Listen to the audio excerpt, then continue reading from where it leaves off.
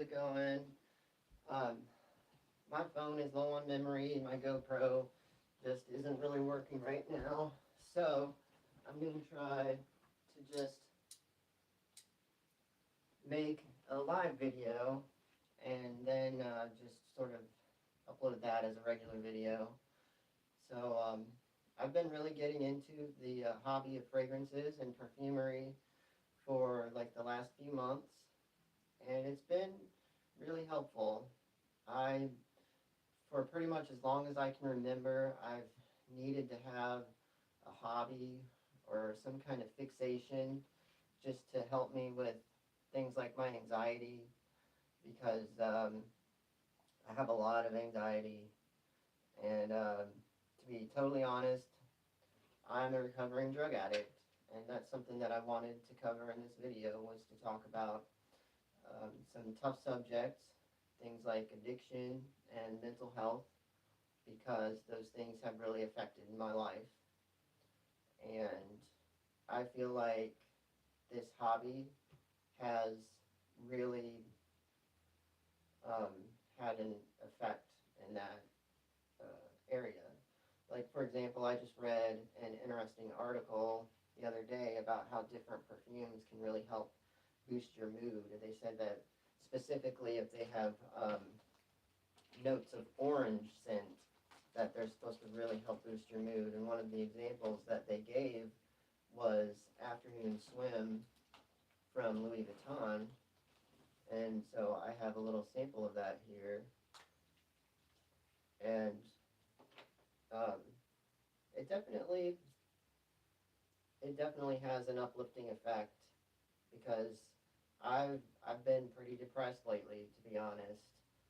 I'm I'm proud of the fact that regarding addiction, as I mentioned, I have over 5.5 years clean now. The last time that I used was December 17th, 2018, and I almost died.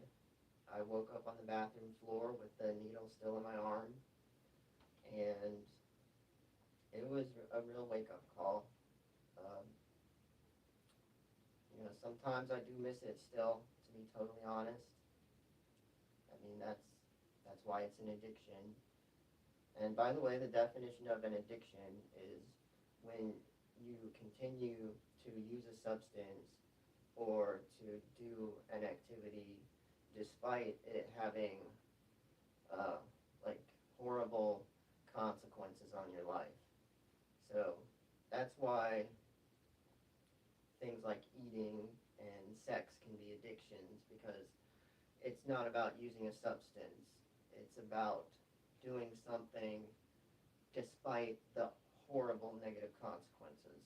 People think that there's such a thing as physical addiction, which there's just not. There's physical dependence, which is just different. I mean, it's the same thing as when someone is diabetic and needs insulin, they're physically dependent.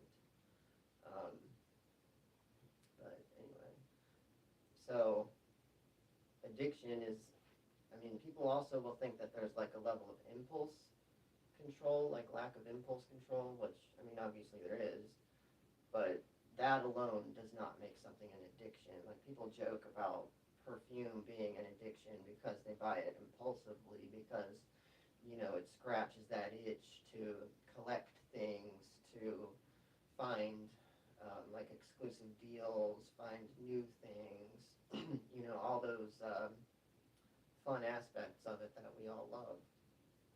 But, I mean, again, those do play a part in addictions, but just alone does not make an addiction. So anyway, but besides that, um, it's just been a rough past couple of years for me, honestly. I, 2 years ago, things were going really well. I met the woman of my dreams in April, on April 10th. We met on Facebook. Her name is Katie. And, I mean, I remember it like it was yesterday. I remember,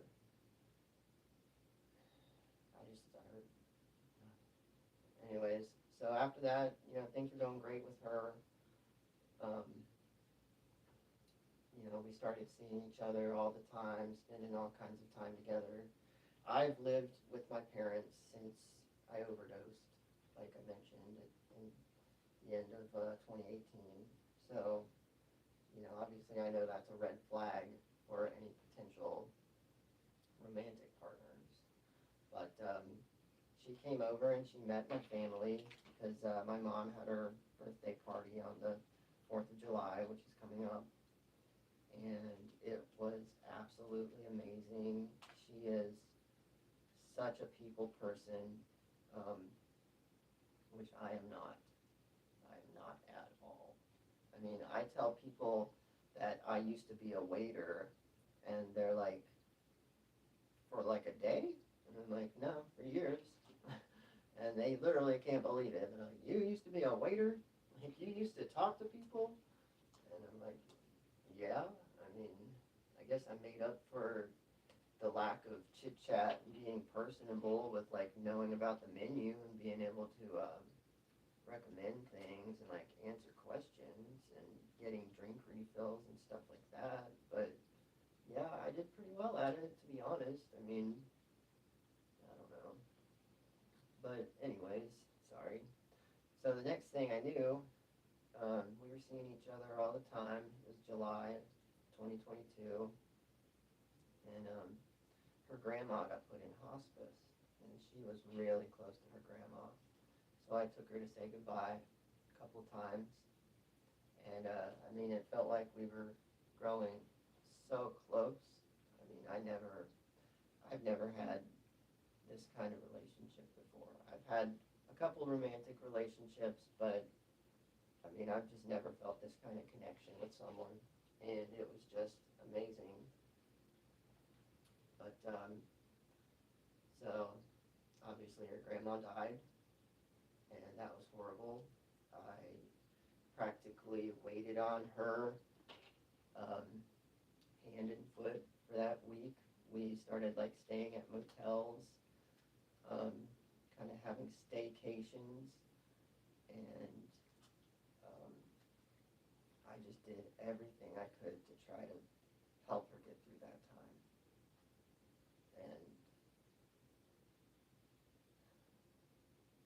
And then my dad died. Just kind of randomly, about a week after her grandma died, and actually about a week after my parents' 40th anniversary. So suddenly we were going through like almost the same grief together. And I mean, I thought we really bonded. We held each other and cried together. Like we got like matching outfits and went to both funerals together because they were one day and then the next. And we met each other's family and friends, and we told them all about how we were going to get married. And my one coworker and boss even came to my dad's funeral. That was nice of them. And so that whole week after my dad died, my work had said that I could just take all the time off that I needed, and so I took that week off, and I pretty much spent the whole time with Katie, just kind of grieving together, just spending time together. We both got the outfits that I mentioned, like we went shopping and got those. And one thing I didn't mention about her is that she has issues with neuropathy, so like she can't walk very well. So I've tried to bulk up a lot because of that fact, so that I could carry her if possible. And so good news there is that I was able to do that just like a couple weeks ago. But anyways, back to everything was first going wrong. Um, so we stayed at a motel for that whole week after the funerals, and I worked that week. So I did go to work that week because they pretty much said that if I didn't show up that week, that I wouldn't have a job after that. So as much time as you needed turned out to be a week. And so yeah, so that Sunday, I took her back to her adoptive mom's place where she had been staying, and I went back home, and so I went to work the next day, and I texted her, and we still communicated, and she pretty much just disappeared after that. And her adopted mom called me later that day looking for her, and I was like, well, no, I thought she was with you. And so Mary asked me to go over there and help her take their dogs out, and so I did. And I tried calling Katie, and she wouldn't answer. And so then as soon as I got over there, Mary's phone rang, and it was her. And I heard her say, I heard your friend Richard was there. And yeah, it was. So basically after that, I didn't know what happened. She just ghosted me. You know, we've been talking about getting married and having kids, and we tried to get her pregnant many times, and she ghosted me. And I kind of figured out, like, well, I ended up getting fired from my job a couple weeks after that. They said because my performance had declined since my dad died. So, I mean, honestly, at that point, I had no more tears left. I just, so, so then I found out about a week later, because I got a random text message on my phone, that she had ran off with this guy that she had told me was just her friend, and besides that, he's a convicted sex offender to boot. So, like, I guess she'd been cheating on me with him the whole time, or something. I don't know. But I got really depressed after that. I mean, like, I couldn't sleep. I couldn't eat. I mean, sometimes I barely had the enthusiasm to breathe. Like, I would just sit there and just zone out and cry, like, just sob uncontrollably. I mean, I was such a mess. And I had kind of started working out a little bit when I first started seeing Katie, because, so, like, we met on Facebook, and then I saw her in person once, and we, hooked up, like, a couple weeks later, because she was actually staying with this guy that was her friend at the time.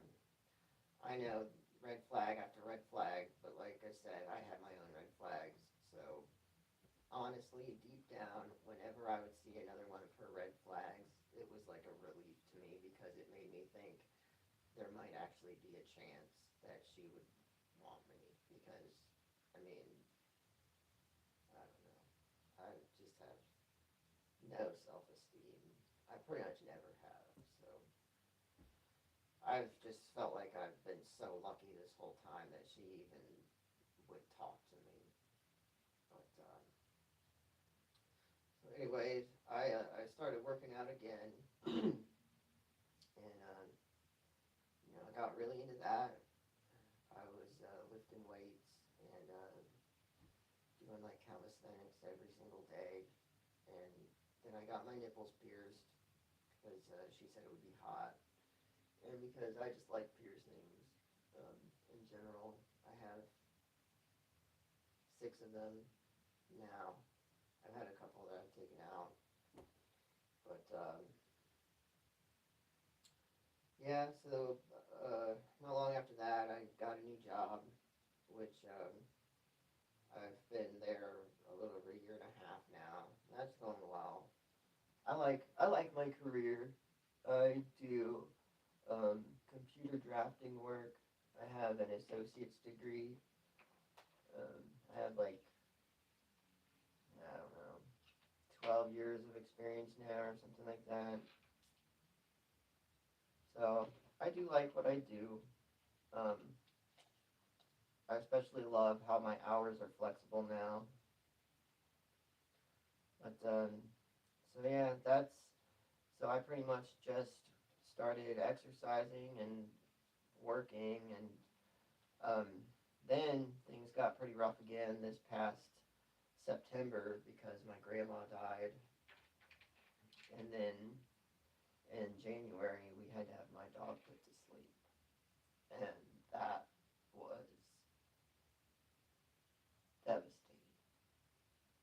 I got my dog Grace, who is the dog in the picture with me, um, when she was a puppy with my first and only other fiance, whose name was Tori, because she wanted a dog, and I said, of course, we could get a dog, and we got Grace, and so then after we broke up, I ended up keeping Grace, and she and I got super attached to each other, so it was really tough losing her. That was January 15th. That was, I mean, that whole weekend was awful. She had been having really bad um, diarrhea, and they said that she was anemic, and like they were gonna have to give her a transfusion, and she probably had cancer. She was just 9 years old, but she was a coon hound mix. I miss her so much. But sorry, I'm not gonna cry the whole time.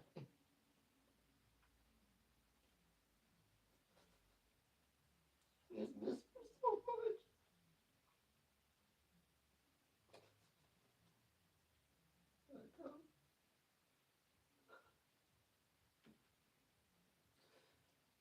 But, things got pretty tough again after that. And I mean, it was the middle of the winter too, so like winter is always tough for me anyway. So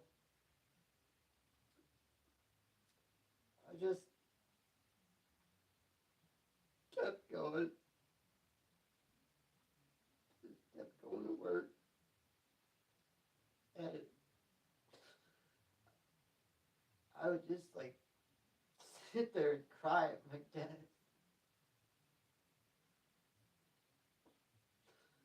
I don't know if my coworkers just couldn't tell, or if they just didn't care, or if it was just like awkward or what.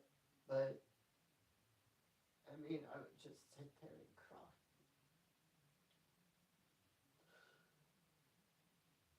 It's kind of funny too, because like I've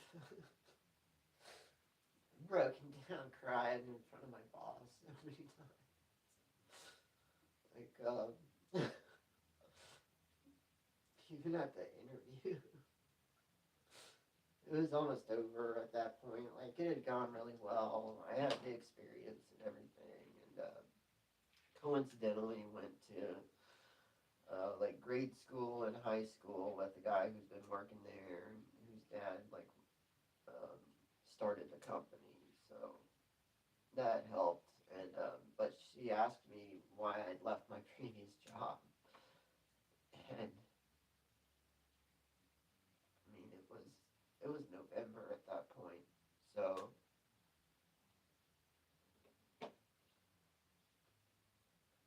I mean it was like 4 months after my dad died, and just saying the words, my dad died. Like, I held it together, but I mean pretty much like, okay, enough said. But, so I pretty much stopped reading my phone notifications after the other guy that she ran off with, that Katie ran off with, texted me to dump me for her. I pretty much decided at that point that that there was nothing that I could possibly want to see that anyone could have said. Um, so I still don't even read my phone notifications or text messages or anything.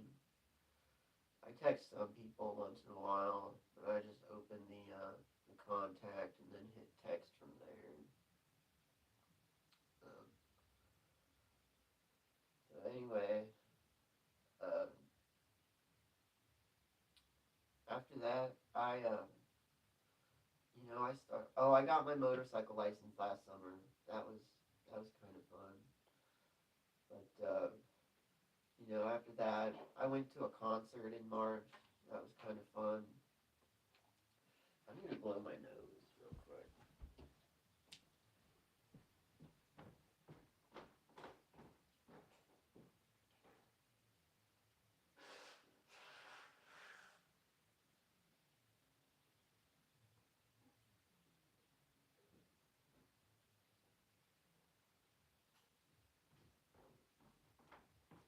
Sorry about that. So, a couple more big hobbies for me have been playing music. Like I played violin when I started that when I was 10 years old. I played it all through high school. I was really good at it. Actually, I can show you a picture of myself um, with my violin. There you go. There's like I don't know how old I was then, but yep. So anyways, yeah, I also play guitar now, and that's a big hobby of mine. I was really into doing pistol competitions for a while, and so then just a few months ago, I kind of randomly saw a Jeremy Fragrance video on YouTube, and he was mentioning the different um, popular compliment-worthy fragrances, and so then I started seeing more of those videos. I started seeing more fragrance-related content, and I've loved fragrances for as long as I can remember. So I started going to different stores and trying them out, and it's been a really positive thing for me. It has definitely really helped me just so far as like giving me a hobby, giving me something to to learn about like how perfume is made, why different scents smell the way they do, why they're appealing, how different fragrances are good for different occasions and different times of year. Um, sort of finding the ones that I really love. Um, like some of my favorites lately, I've really been into the leather scented fragrances, like this Tom Ford Ombre Leather. That one is really amazing, and it mostly just has that rich, deep leather scent. But I mean, it smells just like a leather couch, like a new leather couch. I just, man, I just love this stuff. But this is the Eau de Parfum version. So they have this and the Parfum. And then actually lately I've been seeing a lot of talk about I guess an Eau de Toilette version. They're going to call it the Eau de Ombre Leather, sort of like how they have the Eau de Soleil Blanc is another one that I know they have because I got that included in the Tom Ford sample pack that I got at Ulta, I don't know, a few weeks ago or so. And so I guess that's kind of what Tom Ford does. So they came out with this eau de parfum version first, and then they came out with the parfum version. So those both, like this one, the parfum version is more concentrated than this version, and then the eau de toilette version is concentrated than this version. But so like they all have sort of different things added to them too. So they're not just more concentrated versions of each other. Um, and then I've really been enjoying the Vuitton fragrances, and see I have a bunch of those samples because I am lucky enough to have a Louis Vuitton store just like 20 minutes away, and so they are super laid back about letting you try the fragrances and giving you free samples, um, and they do refills there, which is really cool for a highly discounted price. So is are on the higher end at $320 for 100 milliliters, but then you can get it refilled there for $100 less. So I mean, I think that's pretty awesome. So it's kind of like the bottle is an investment, you know. So yeah. But then a couple months ago, I started talking to Katie again because the whole time I had just been missing her and wanting for her to come back because I mean, I still can't imagine meeting someone new. I can't imagine wanting anyone but her. And it was amazing again at first, and I mean, it was really amazing up until she ghosted me again on Father's Day, so almost 2 weeks ago.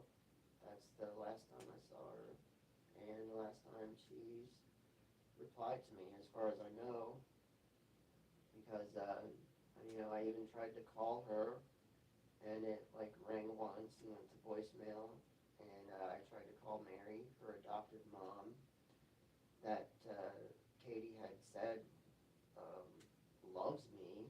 She said she was so happy that she and I were back together, but and that she wanted to meet my mom, but I don't know how much of that was true and how much of that she just made up because she just said what I wanted to hear. Like one example is when I was over there, because she was staying at Mary's place again, I mentioned to Mary about how I played violin in school, and she said, oh, her granddaughter played violin in school, and I was like, yeah, Katie said she played violin in school too, and she was just like, and Mary was like, no, she didn't. And I was kind of like, okay, that's always been something she claimed. But I mean, there's been other things that she would claim that, like, I mean, she demonstrated. Like, she told me she took German in school too, just like I did. And we spoke German to each other. So, I mean, like, that was cool.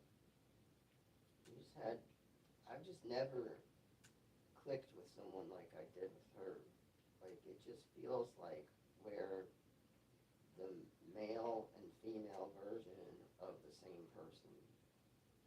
I mean, I thought it was amazing. I thought it was profound. I thought it was worth sticking around for. But, like Taylor Swift said, all she had to do was stay. And she didn't. So, I can only infer that she's gone back to that guy again. But, yeah, I gave her a lot of fragrances.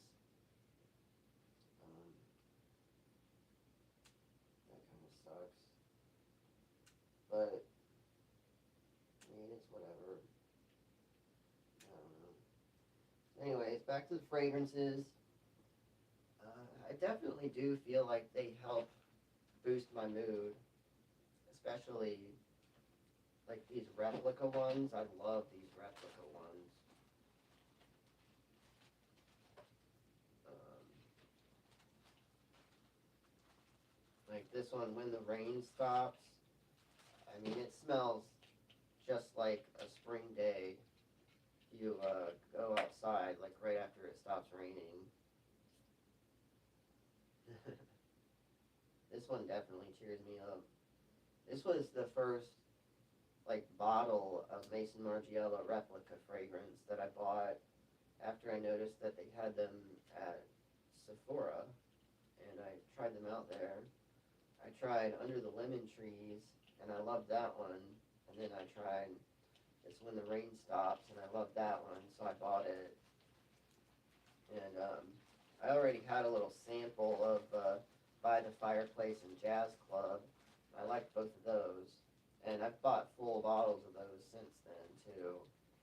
So I do really love those. And that By the Fireplace, I mean, it smells just like a fireplace. And then I've gotten Beach Walk since then. And I love that one, too, because it really does smell just like a beach. And like, it has that salty smell. It's really cool.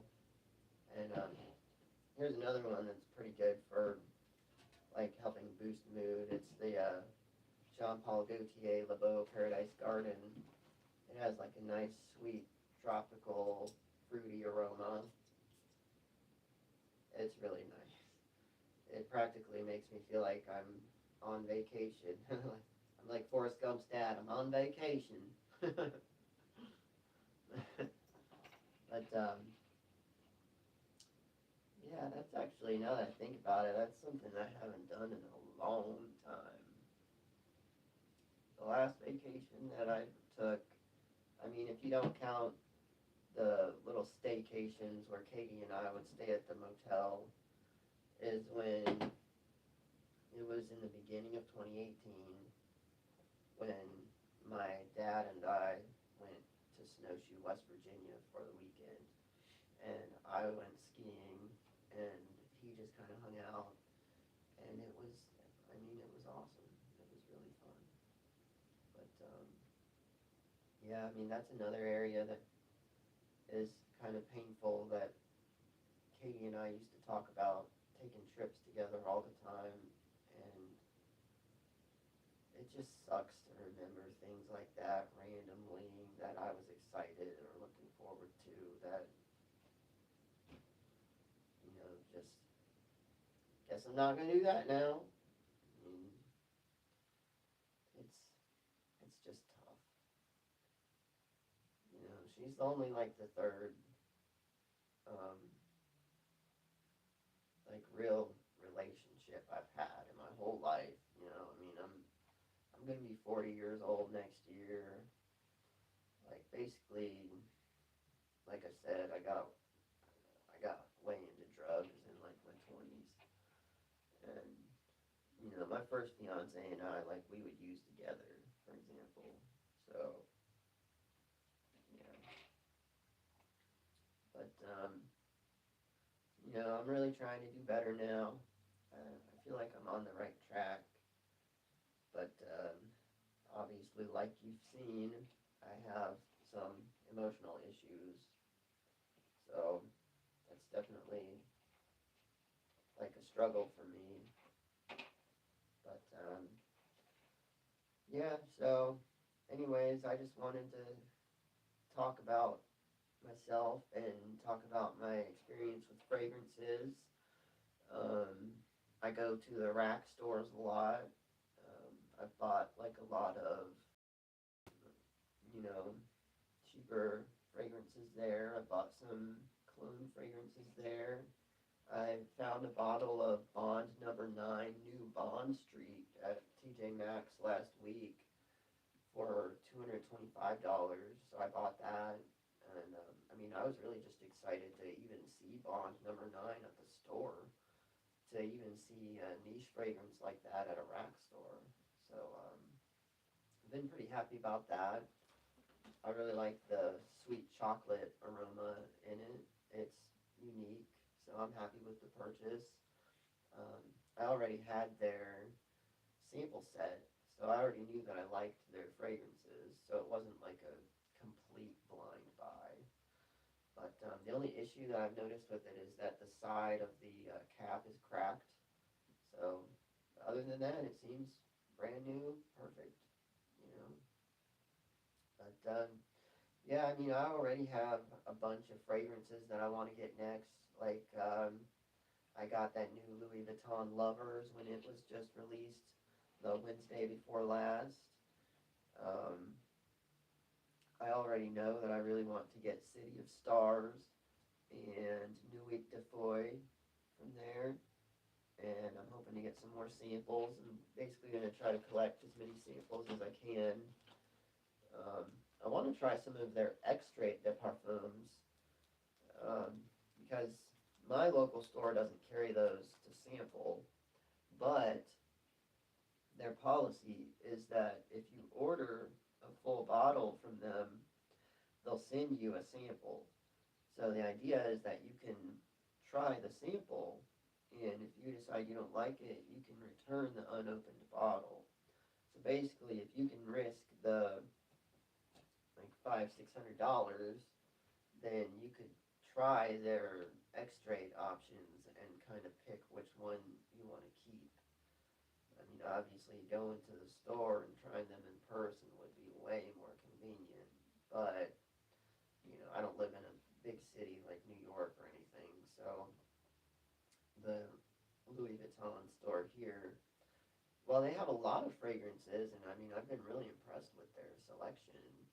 They just don't have all of them, so that's, say la vie. I mean, that's just the way it goes.